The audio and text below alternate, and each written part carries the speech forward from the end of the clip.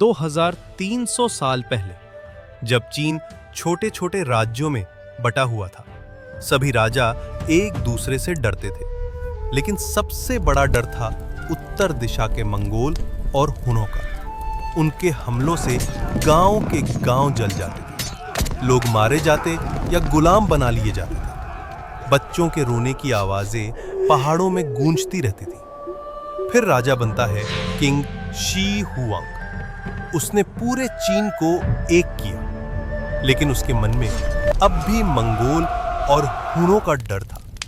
इसलिए उसने अपनी जनता को आदेश दिया, एक ऐसी दीवार बनाओ जिसे कोई पार ना कर सके, चाहे कितनी भी जाने क्यों ना चली जाए। दीवार का निर्माण शुरू हुआ। हजारों मजदूर, सैनिक, कैदी दिन रात पत्थर तोड़ते, भारी पत्थर उठाकर चढ़ाई पर ले जाते। उनके हाथों से खून बहता, फिर भी काम नहीं रुकता था। हर दिन लोग मरते। राजा का आदेश था, जो मरे उन्हें दीवार में ही दफना दो, ताकि दीवार और मजबूत हो। इसीलिए इस दीवार को दुनिया का सबसे बड़ा कब्रिस्तान भी कहा जाता है। गांव वालों का कहना है, हर पूर्णिमा की रात दीवार पर सफेद परछाइयां चलती हैं। कोई मजदूर सिर झुकाकर पत्थर उठाता दिखता है, कोई सैनिक घोड़े पर सवार गश्त करता है। और अगर ध्यान से सुनो तो दीवार के अंदर से हथौड़े की आवाजें आती हैं, जैसे कोई आज भी उसे बना रहा हो।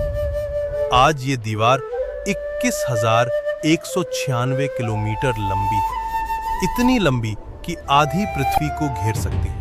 इसके कई हिस्से वीरान पहाड़ों और जंगलों में ऐसे छुपे हैं, जहां आज तक कोई इंसान नहीं पहुंच पाया। कुछ आर्कियोलॉजिस्ट कहते हैं, दीवार के नीचे हजारों कंकाल दबे हैं, जो कभी रोशनी नहीं देख पाए। कहते हैं, अगर कोई सूरज डूबने के बाद दीवार पर अकेला जाए तो उसे मजदूरों की सिसकियों की आवाजें सुनाई देती हैं, और अगर कोई उनका मजाक उड़ाए तो उसका वहां से जिंदा लौटना मुश्किल हो जाता है। ये दीवार दुनिया का 7वां अजूबा है, लेकिन याद रखना, ये दीवार सिर्फ पत्थरों से नहीं बनी है, बल्कि लाखों आत्माओं के दर्द, उनकी कुर्बानी और उनके अधूरे सपनों से बनी है। आज भी ये दीवार उनकी रखवाली कर रही है।